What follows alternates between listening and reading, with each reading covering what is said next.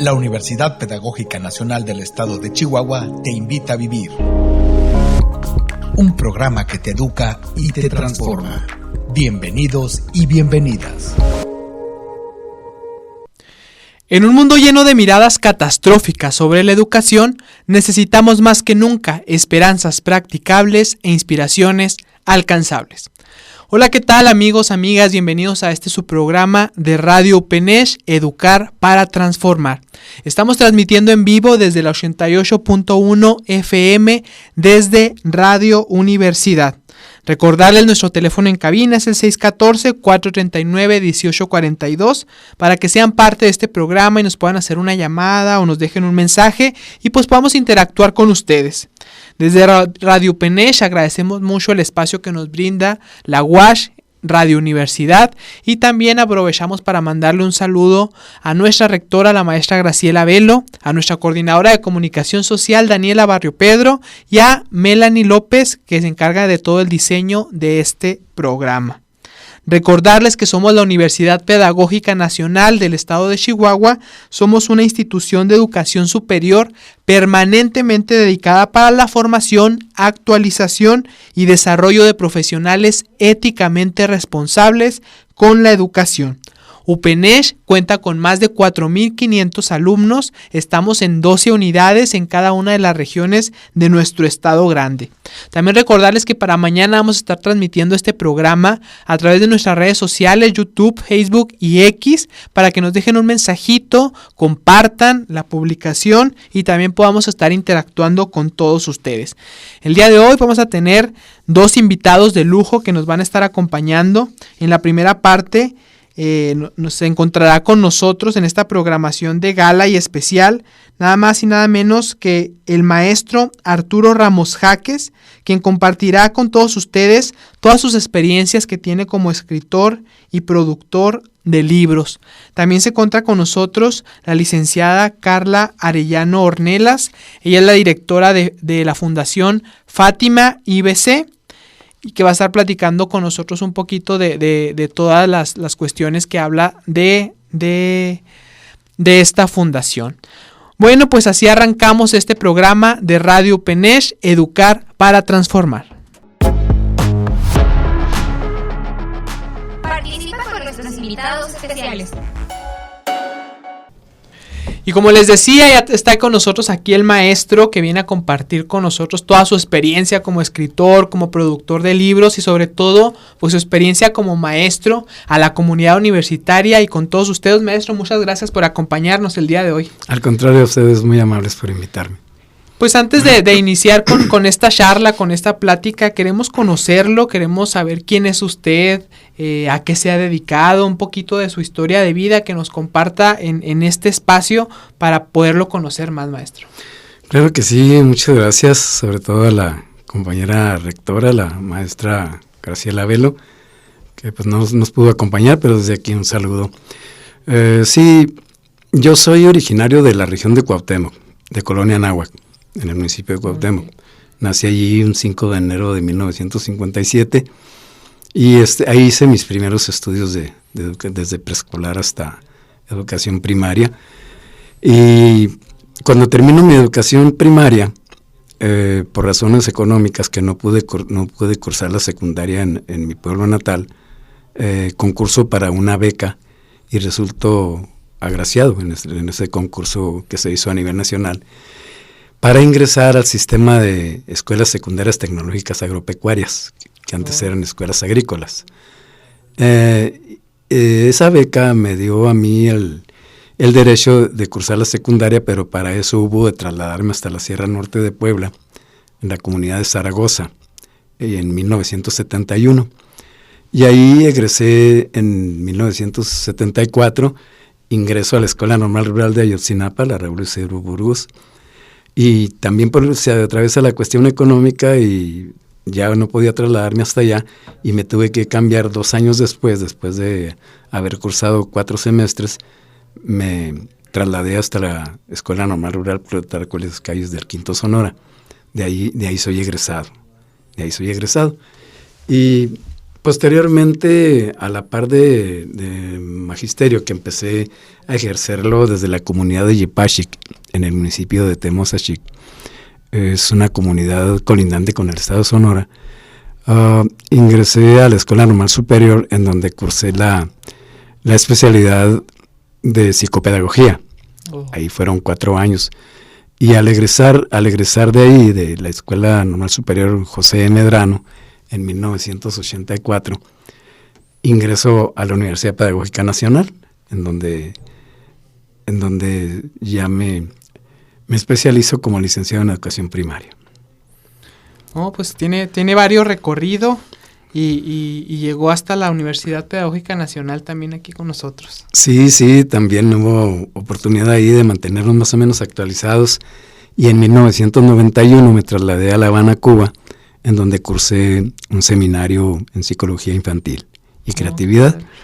Y posteriormente, pero ya en 2011, hubo oportunidad a través del Instituto de Educadores Latinoamericanos y del Caribe, invitado por ese instituto, trasladarme a diferentes ciudades del país de Venezuela, en donde participé en una ronda, podríamos decirle de alguna manera, por escuelas formadoras de docentes del país de Venezuela, en lo que tiene que ver con el aprendizaje significativo. Eso es más o menos, a grandes rasgos, mi currículum. Nada más. Sí, un poquito de todo. Está muy nutrido, y sobre todo las experiencias que ha tenido en varias regiones y países de Latinoamérica, pues enriquecen mucho su formación, sobre todo. No, sí, efectivamente, pues nos permitió mantenernos actualizados, y ya en el plano ya de la inquietud política, pues estuve como dirigente sindical desde 1996 hasta el año 2000, como dirigente en una de las secretarías de la sección octava de maestros.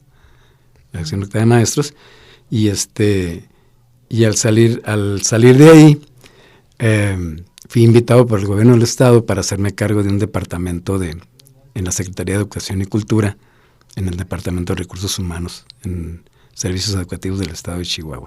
Ese es más o menos mi perfil profesional. Entonces ha dedicado también mucho tiempo al servicio público también. Sí, de todo un poco. Doy gracias a la vida, doy gracias a Dios por esas experiencias que de alguna manera enriquecieron, como dice usted, pues mi formación, porque a final de cuentas eso desemboca también en la labor docente. Exacto. Pues sin duda su vida está formada por muchas historias y sobre todo historias vivenciales, donde se retratan pues todas las luchas que ha librado para lograr todas sus metas, ¿no? Sí. Cualquiera que sea, no sé, el trabajo, la profesión, algo que nos realiza como seres humanos. En esos casos, pues usted lo lleva a decidir por ser maestro, por la docencia y sobre todo por ser escritor. ¿Qué actitudes y qué conductas tuvo que asumir usted para pasar a ser maestro, a ser escritor, productor de libros? Bueno, pues la labor de escritor se puede decir que la desarrollé a la par. Porque de alguna manera el convivir con niños durante tantos años, el practicar tanto lo que tiene que ver con las normas del español, de nuestro idioma, te dando un cierto perfil. Ay, disculpa que te tutee, estás muy jovencito. Se va uno compenetrando en la cuestión de la lectoescritura. Mira, esa actividad de escritor se puede decir que se vino incubando desde mi infancia. Desde las ocasiones en que tenía que robarme un huevo para rentar un cuento en la tienda de la esquina de Don Modesto. Entonces sí, pues rentar un cuento pues sí costaba un huevo, en el buen sentido de la palabra. No, sí. El huevo de gallina lo canjeaba porque me rentaran el Memín Pingüino, Calimán, Fantoma, Super Ratón, El Rayo de Plata. Y entonces ahí me empecé a apasionar mucho por la lectura, lo que era la lectura. Entonces eso vino de alguna manera a despertar mi inquietud por lo que era la lectura. Estamos en la etapa de la lectura, de la adquisición de la lectura durante la primaria. Y cuando paso a la secundaria, pues era viajar desde la ciudad de Chihuahua hasta Zaragoza, Puebla, casi 30 horas. Casi 30 horas, porque había que llegar a la Ciudad de México y de ahí trasladarse otras 6 o 7 horas hasta la Sierra Norte de Puebla.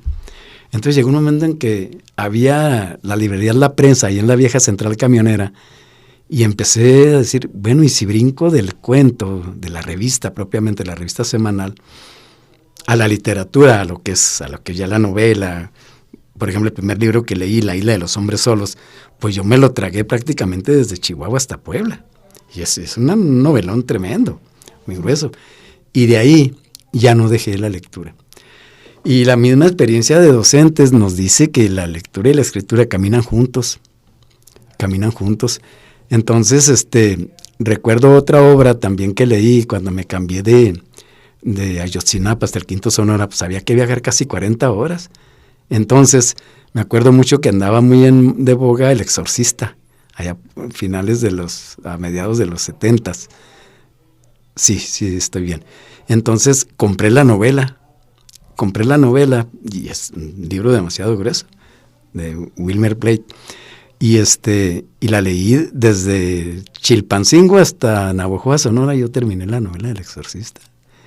Pero ahí quedó, porque ya empiezas de alguna manera a leer lo que te exige el cursamiento, por decirlo de alguna manera, de tu carrera de maestro, en las materias de filosofía, antropología, todo lo que, porque a las escuelas normales rurales nos integran a nosotros un bachillerato y alargan la carrera de 3 a 4 años, y a mí me tocó de 4 años, y entonces anexan materias de de tipo humanístico, donde tú escogías el bachillerato de humanidades o el bachillerato físico-matemático. Uh-huh.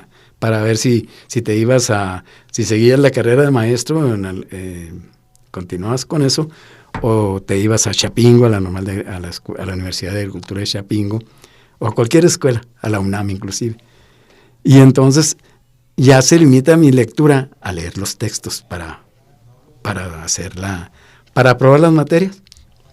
Sino que cuando yo ya egreso como maestro y milito en los partidos políticos de izquierda, en una ocasión los periódicos de Delicias ofrecen un espacio a los partidos para que plasmen de manera diario, un boletín informativo en donde estuviera que ver con su doctrina, con su plataforma, con sus principios de partido.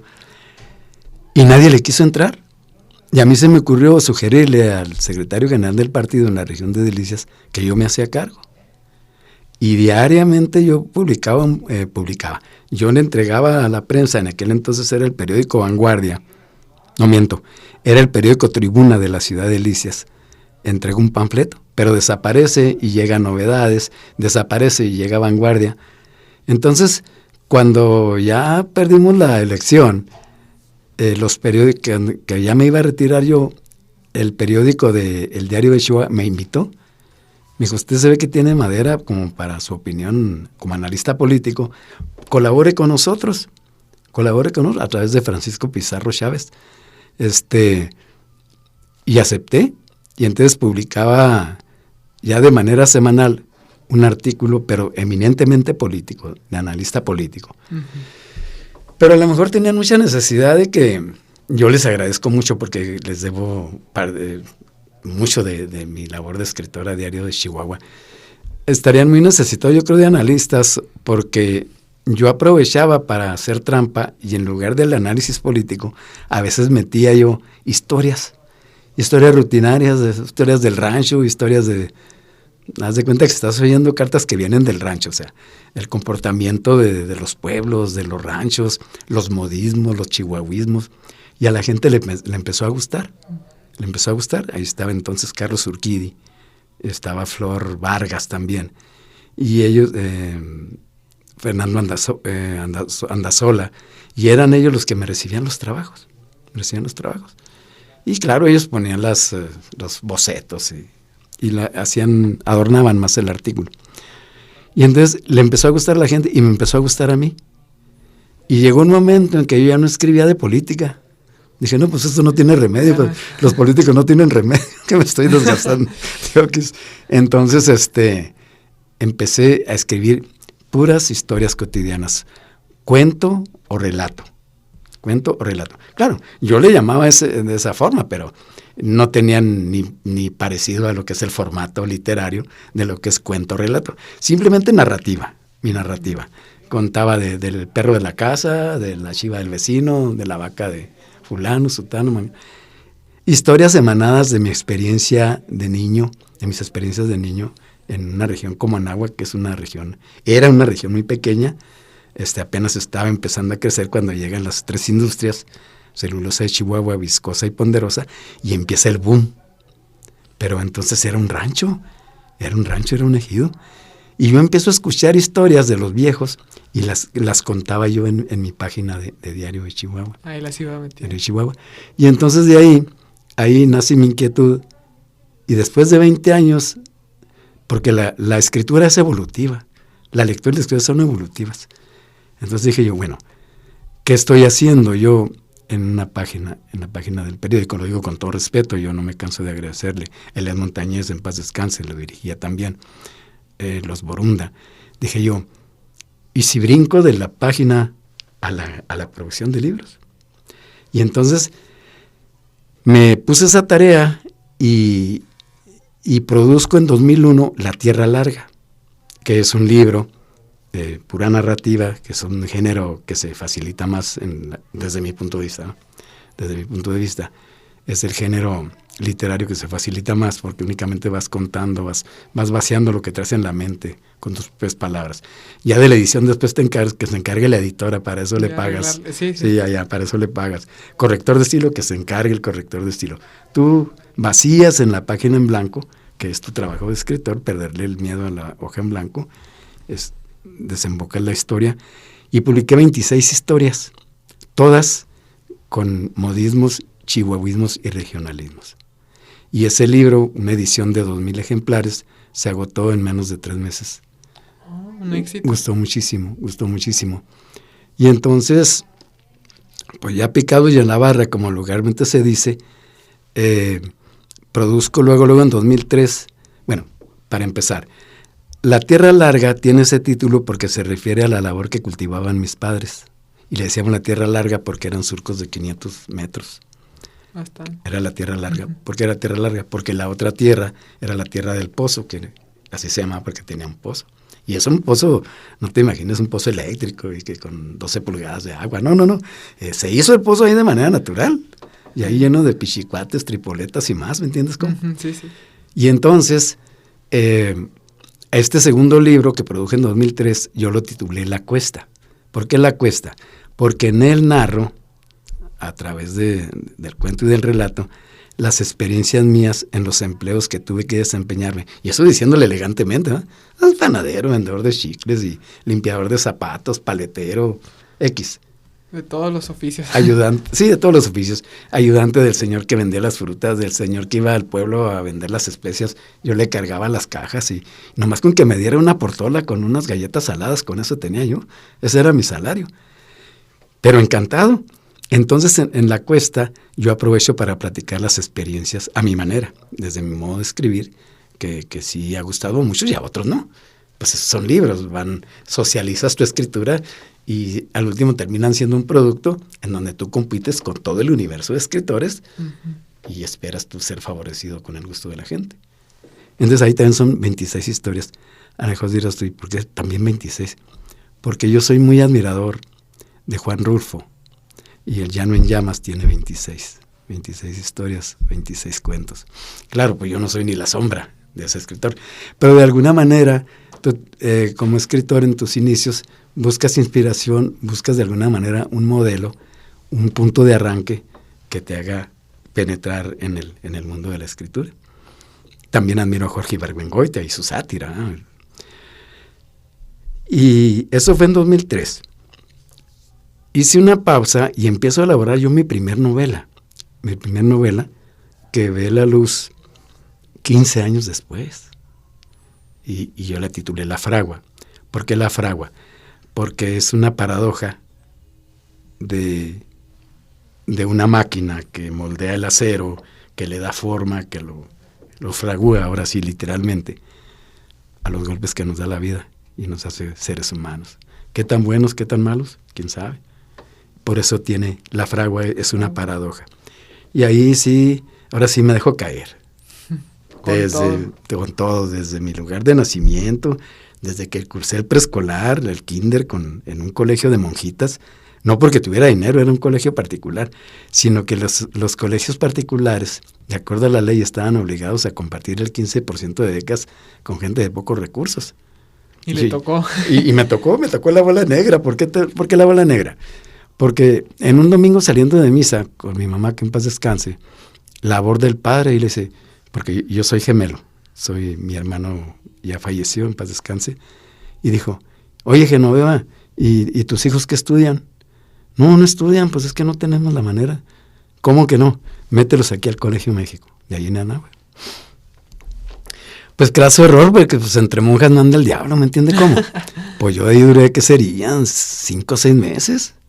Y claro que pues las monjitas pobrecitas pues no aguantaron, y yo tampoco aguantaba la rigidez del colegio, de los rezos antes de entrar, pues sí, yo era católico, soy de raíces católicas y practico el catolicismo, ¿verdad? Pero ya a un nivel de, así, diario. No, pues. Y luego venir nosotros yo le digo en mis escritos el barrio de La Pedrada, a donde yo nací, pero es un aforismo, es una paradoja nada más, porque ahí no dejábamos entrar a los chavos de otros barrios para que no nos tumbaran las novias. Yo ni novia tenía. Protegían su territorio. Exacto, esa es la palabra. Entonces, yo lo bauticé como el barrio de La Pedrada y en mis escritos así lo bautizo, lo digo con respeto.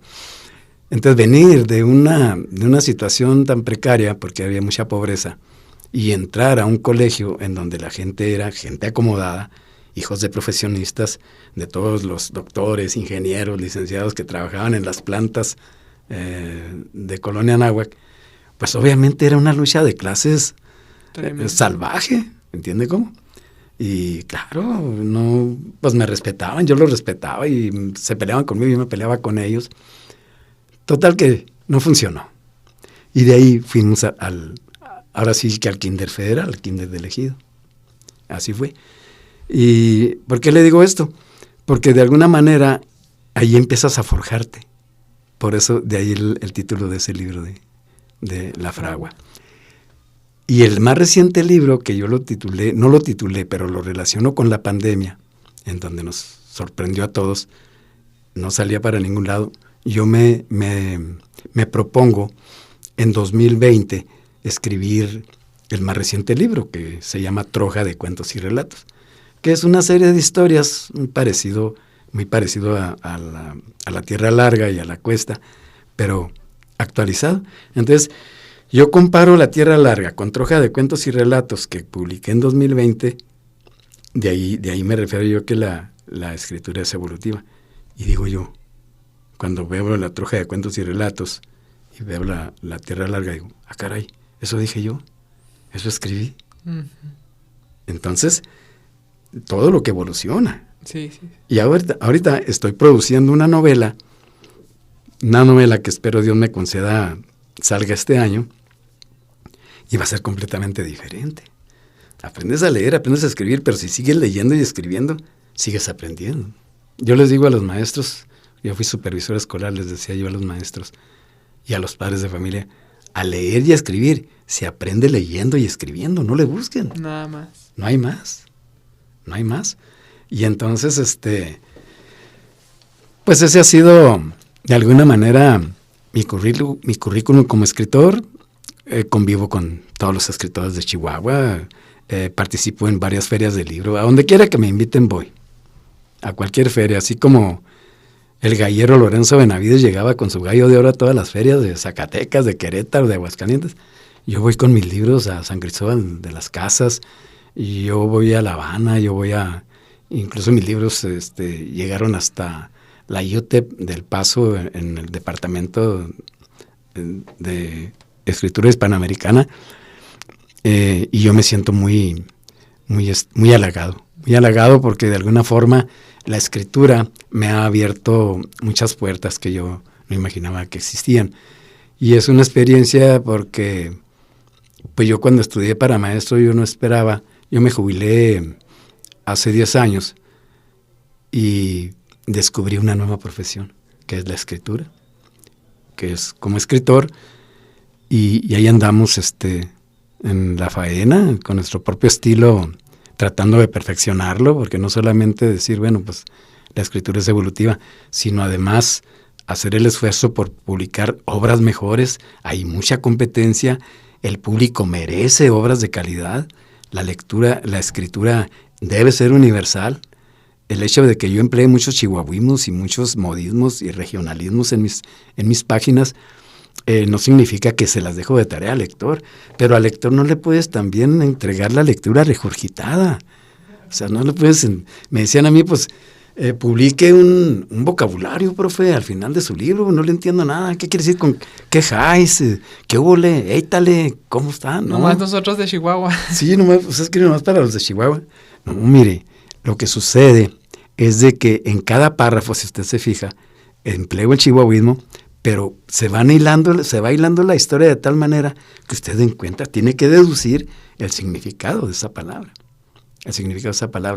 Entonces, aquí la idea es irlo perfeccionando y sin renegar, sin renunciar a tu origen, que es el noroeste de Chihuahua, es tratar de ser más universal. De alguna manera, de por sí la gente no lee. Tenemos un promedio de 3 libros por mexicano. Sí, la lectura, el fomento a la lectura. Contra 20 de Europa, 15 de Cuba. De por sí los mexicanos no leemos. Y si ponemos en sus manos obras difíciles de entender, obras complejas, pues mucho menos. Y eso no quiere decir que digas tú, bueno, pues es que yo debo vender estos 2,000 libros que imprimí, porque fueron 50,000 pesos. Yo no recibo patrocinios de ningún lado. Entonces tienen que salir de mi mismo bolsillo. Entonces cuando vendo los 2,000 libros, congelo esos haberes en una cuenta porque voy a producir el otro libro y de ahí de ese mismo cuero van a salir las correas. Sí.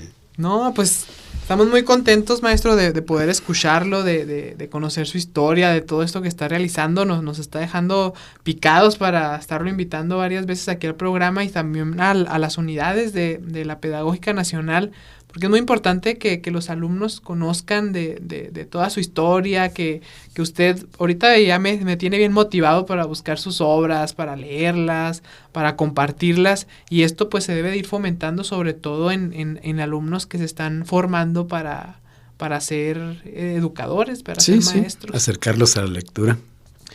Y pues ya estamos llegando al final de esta entrevista. Se nos fue bien rápido esta media hora, rapidísimo y sobre todo muy, muy entretenidos. Maestro, muchas gracias por acompañarnos. ¿Algún último mensaje, sobre todo que le quiera dejar a la comunidad universitaria en estos aspectos de fomentar la lectura? Bueno, pues primero que nada agradecerles a ustedes como conductores de UPNESH, a la compañera Chela Velo, mi hermana de la Normal Rural, al igual que Sandra Gutiérrez y otras compañeras que están ahorita en la función pública. Yo ya transité por esta etapa. Agradecerles la invitación. Y lo que me dice, pues es una institución formadora de docentes de primer orden. A nosotros nos tocó ingresar a la primera UPN, cuando era Extensión Delicias, cuando se creó. Entonces, ahora, pues claro, la currícula debe estar más amplia, pero eso no obsta para que el estudiantado se acerque a la lectura. Lean cualquier cosa, hasta el periódico.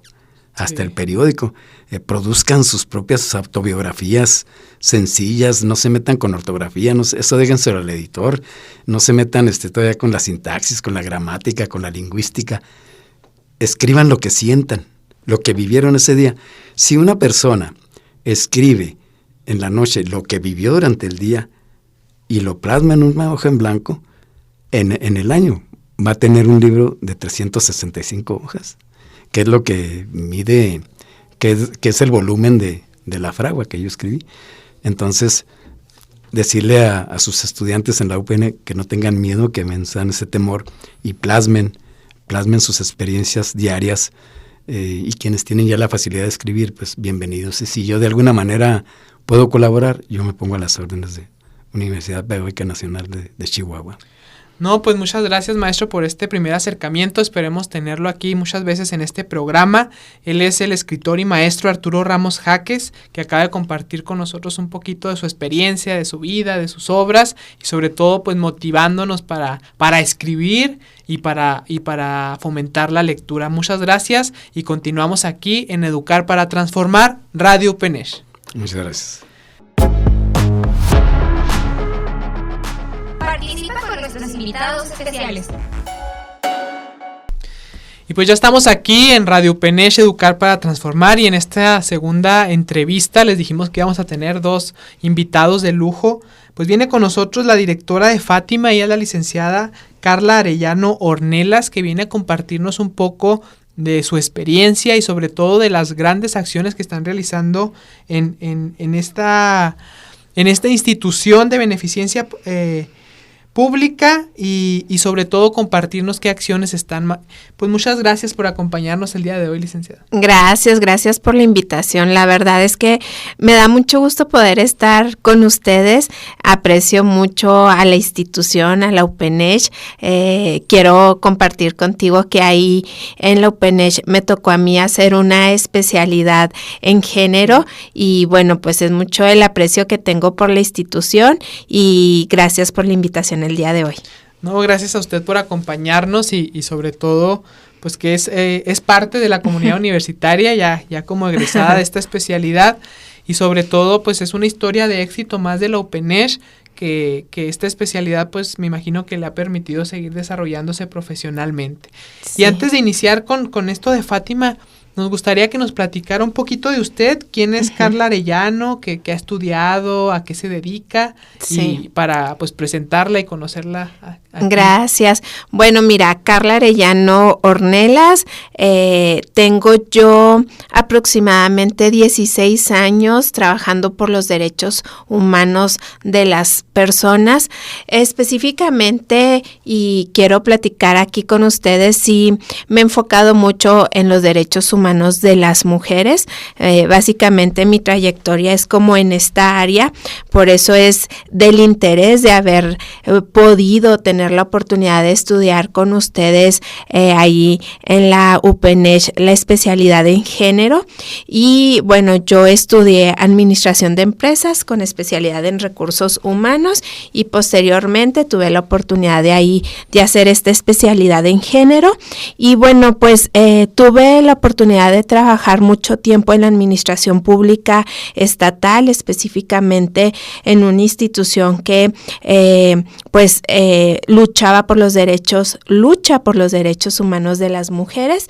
Y bueno, de ahí empiezo yo a pues ver y sobre todo ver esta causa de las mujeres como algo parte de Carla, ¿no? Y bueno, pues a partir de ahí ya una trayectoria en la defensa de los derechos de las personas y ahora, precisamente el año pasado en septiembre, me incorporó a la dirección de Fátima IBP, que bueno, pues esta institución pertenece al tercer sector de las organizaciones de la sociedad civil.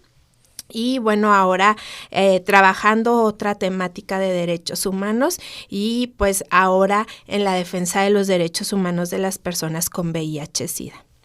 Entonces, en esta institución ven esa necesidad de todas las personas que viven con VIH o SIDA. Uh-huh. ¿Y qué hacen ustedes en beneficio de ellos? Bueno, mira, quiero platicarte de Fátima. Fátima IBP inició actividades aproximadamente hace 25 años, cuando en Chihuahua pues esta problemática empezaba. Y bueno, nosotros como institución ahí en Fátima es la única institución aquí en Chihuahua que realmente trabaja esta problemática y de salud pública. Y sí es como muy importante mencionar que, bueno, sí tenemos otras instituciones hermanas como por ejemplo en Juárez, que también se dedica a trabajar con personas con VIH, pero aquí en Chihuahua pues estamos nada más nosotros como institución.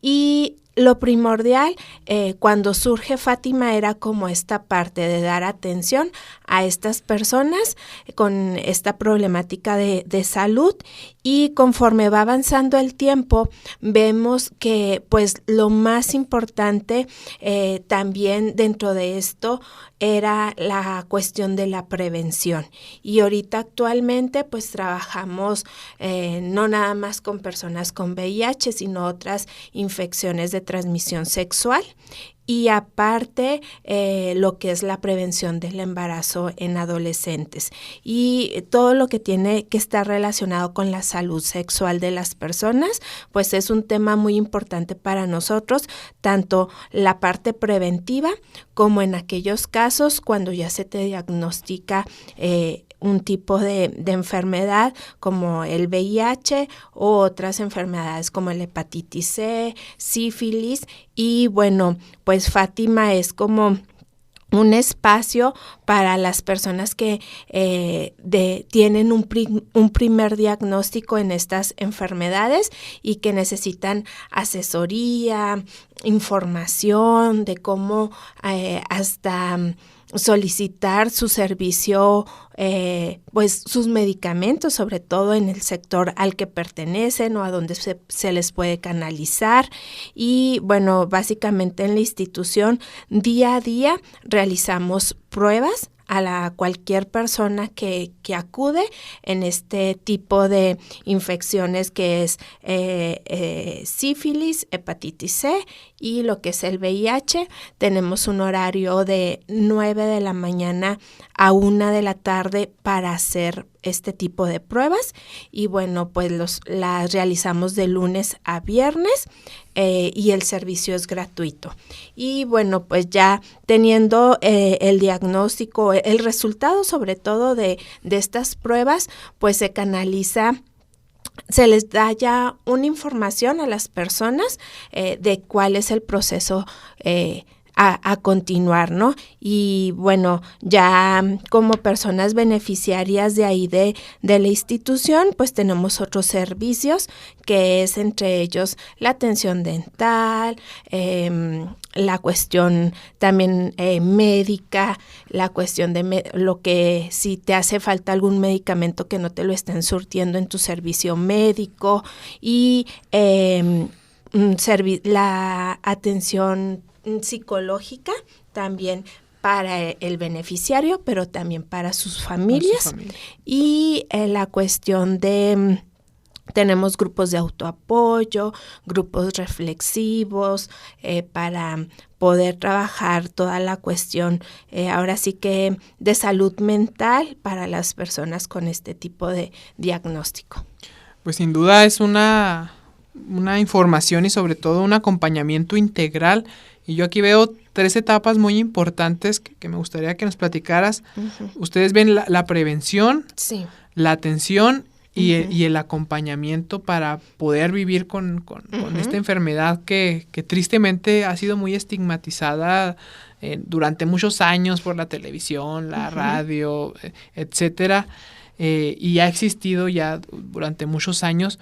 Platícanos un poquito de la importancia de la prevención de esta enfermedad. Sí, y fíjate que tú aquí acabas de mencionar algo bien importante, ¿no? Como esta parte de los prejuicios, el estigma, toda esta cuestión que si bien es cierto, pues ya ahorita a casi 40 años de inicios de esta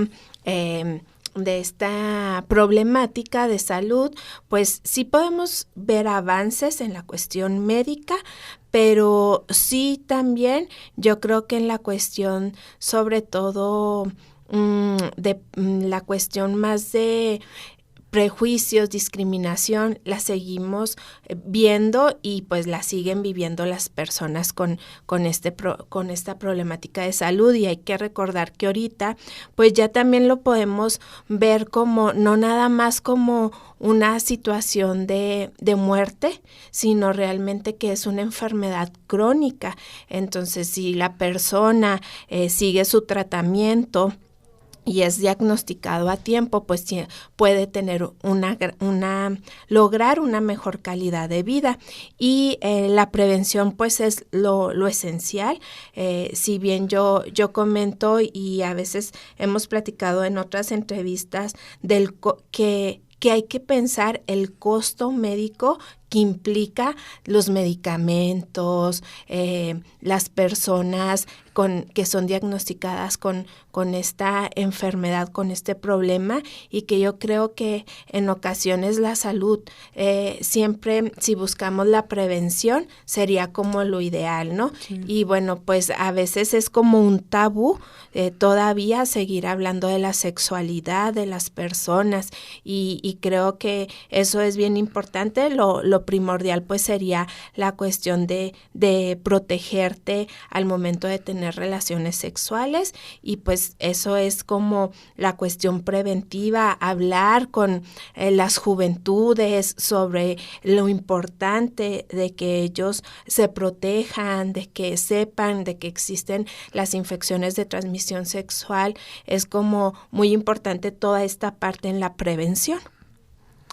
Y sobre todo pues la prevención que nos da para tener para poder evitar llegar a tener una problemática de salud. Uh-huh. Y hablando de esta problemática, una vez que se te es detectado, ustedes hablaban de que pueden hacer las pruebas ahí de manera gratuita, porque es muy importante saberlo a tiempo, ¿verdad? Uh-huh. Para una debida atención. Una vez ya que lo tienes, pues me imagino que es un impacto psicológico también, de salud mental, y el no saber qué hacer, y también el estigma de quizás sentir un poco de pena de acercarte a alguien. Pues Fátima es una opción para acompañar. Sí, fíjate, y de igual forma pues ya las personas que tienen y cuentan con su servicio médico pues ya son canalizadas para que lleven todo su proceso ahí, pero sí creemos en Fátima que brindamos esa confianza a las personas de decir, me puedo acercar. Y bueno, para empezar, desde la institución no tiene así como afuera un letrero donde información a qué vas, porque pues es como mucho cuidar esta cuestión de la confidencialidad de las personas, que se sientan tranquilas, seguras al momento de acudir con nosotros, y sentir como ese apoyo donde ellos estén en confianza, ¿no? Y que van por un diagnóstico y bueno, pues si salen bien, excelente, pero si su prueba sale positiva, bueno, pues ahí van a recibir la información de algo que desconocen, de algo que sigue habiendo como mucha desinformación, y sí es importante pues que se puedan como acercar a alguien que les pueda asesorar. Sí. Y esta red de apoyo que ustedes brindan de manera integral, pues también los sirve para tener una calidad de vida mejor, y una esperanza sobre todo, porque a veces al escuchar este tipo de enfermedades pensamos tristemente en lo peor, ¿verdad? En el desenlace, en la muerte prematura, pero como bien lo menciona, el avance de la ciencia, un buen acompañamiento, el estar a tiempo puede brindar una calidad de vida adecuada. Así es, y fíjate que de hecho Fátima en su historia surge básicamente por esta cuestión donde las fundadoras de esta institución conocen a una persona en los años, en 1998, que fue cuando inició, y conocen a esta persona en un estado de salud totalmente decadente, donde básicamente pues ya estaba muy mal, y ellas ven la necesidad de poderle brindar atención a esta persona, y realmente así es como surge Fátima, ¿no? Ayudando a una persona con esta problemática. Y bueno, quiero platicarles de la historia de Fátima. Fátima estuvo muy cerca de la institución durante 25 años, y ella fallece el año pasado, no por VIH, sino por otras cuestiones de salud. Y bueno, pues con ella se pudo ver, ¿no?, en el estado cuando la conocen y cómo estaba. y al tener una atención pues pudo continuar 25 años con una calidad de vida pues buena. Entonces sí es importante como el tener atención y conocimiento de tu proceso de salud para pues darle como seguimiento. Exacto. Y hablar un poquito de los derechos humanos y sobre todo de la dignidad de la persona.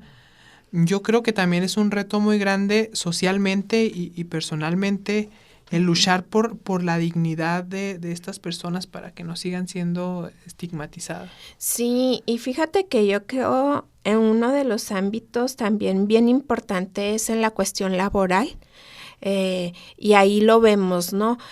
Si bien es cierto, llegan casos donde hasta quieren ser las personas asesoradas laboralmente, porque si bien es cierto, pues ya está prohibido por la ley despedir a una persona con VIH de un empleo, pero bueno, todavía como siguen existiendo algunas cuestiones tanto de discriminación, violencia que pueden estar ejerciendo las personas dentro de una institución al saber que algún compañero o compañera tiene esta problemática o se difunde la información internamente o todas estas cuestiones. Y bueno, pues también es importante como siempre tener asesoría en ese ámbito y también se pueden acercar. No tenemos un área legal como tal, pero siempre buscamos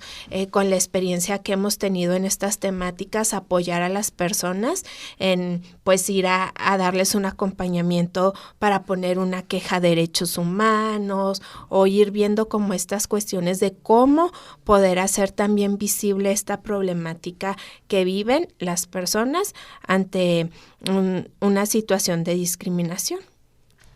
No, pues excelente todo esto que realizan en Fátima, y estadísticamente hablando yo creo que a veces podemos decir a mí no me va a tocar, yo me arriesgo, no, pero es una problemática de salud mental que hay en Chihuahua y que existen, pues me imagino, varios casos, o es muy poquito ahorita. Fíjate que aquí la situación es que con solo estar en una situación de riesgo por una única vez, o sea, puede ser propenso a contagiarte, ¿no? Entonces, sí es como muy importante esta parte de la prevención, de tener como esta pues sí, esta parte de protegerte. Y aquí me gustaría compartir contigo algunos datos estadísticos que podemos ver. Estos son del 2023, donde pues nos dice, por ejemplo, aquí en Chihuahua, casos de VIH según este año diagnosticados en México.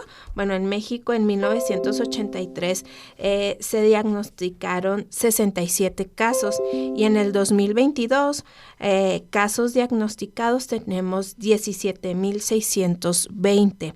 Entonces, pues en los inicios, como podemos ver, eran mínimos casos diagnosticados y luego como pues se elevó.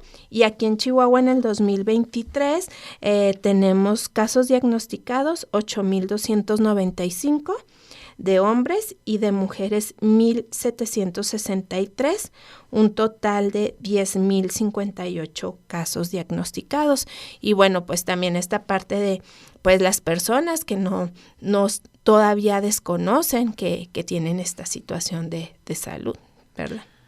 Pues son cifras que debemos también conocer para sensibilizar que es una problemática latente que está presente, y como bien lo comentas, que no hay que arriesgarse, que una única vez te puedes contagiar, pero pues señalar que ya si una vez la tienes, pues hay espacios como Fátima que te pueden dar este acompañamiento. Y me llamaba mucho la atención como lo que mencionabas del apoyo de salud mental, emocional y también familiar. Esta red de apoyo de la familia, yo creo que debe de ser fundamental para pues para poder acompañarlos.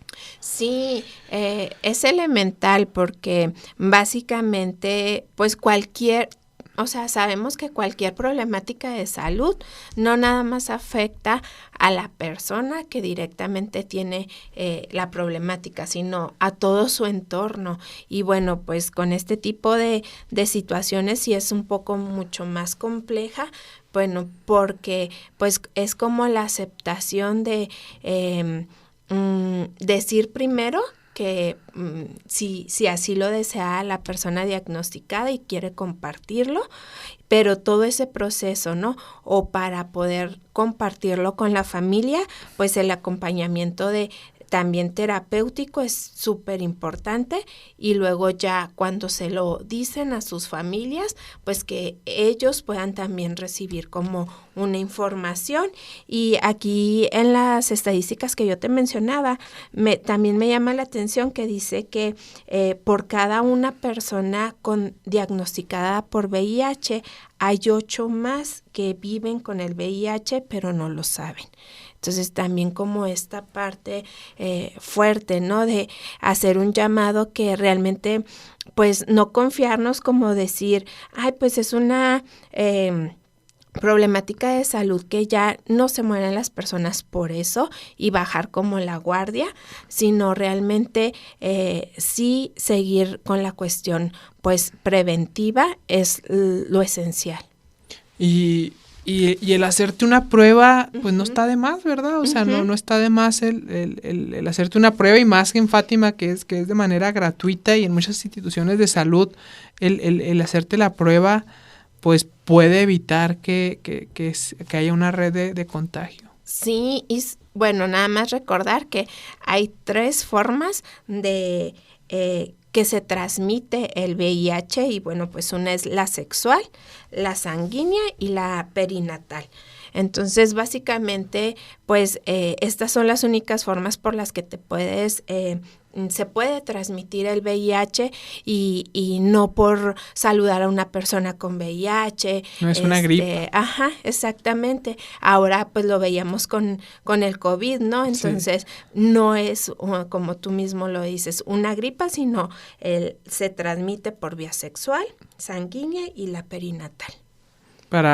También esto es importante saberlo para no... El hecho de conocer que alguien lo tenga, pues no es de que me tengo que estar 2 metros de separado de él, o que no quiero estar en el trabajo, o que no puedo compartir un vaso de agua con él. Exactamente. Sino solamente por estas 3 vías. 3 vías.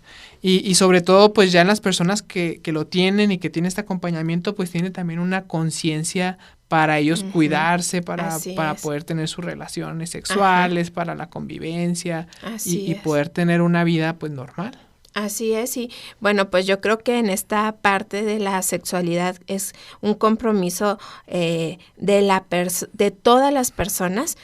Yo creo que es como muy importante, y pues son temas que tenemos que ir hablando, ¿no? En la sociedad, que bueno, pues yo en el caso de ustedes como universidad, creo que también es bien importante que las personas que están preparándose para la docencia, bueno, es como esta parte de informarse, porque transmites la información día a día, y es muy importante tener realmente información real, porque pues información tenemos por todos lados, pero en ocasiones más con estos temas tiene que ver mucho la parte cultural, social, de cómo nos han educado, y bueno, de no ir a transmitir cuestiones por nuestros propios prejuicios, quienes estamos en la parte de seguir replicando la información.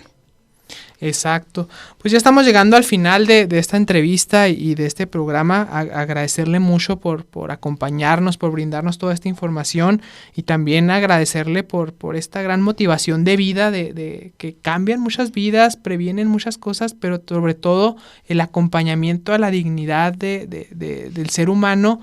es importantísimo y es algo de reconocerle y felicitarla. Muchas gracias por acompañarnos. No, gracias a ustedes por la invitación. Nada más quiero dejar los teléfonos aquí de Claro. Fátima, 614-418-8880.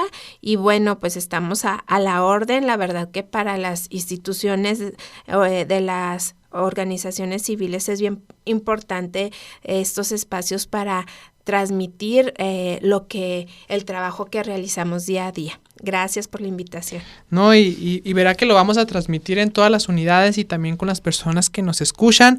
Recordarles que vamos a estar transmitiendo este programa en YouTube, en Facebook y en X para que se quede también en nuestras plataformas y poderlo compartir con todos ustedes. Pues esto es Radio UPENESH, Educar para Transformar. Muchas gracias. Radio UPENESH agradece tu preferencia y te invita a participar en su próxima edición. Educar para Transformar. Universidad Pedagógica Nacional del Estado de Chihuahua.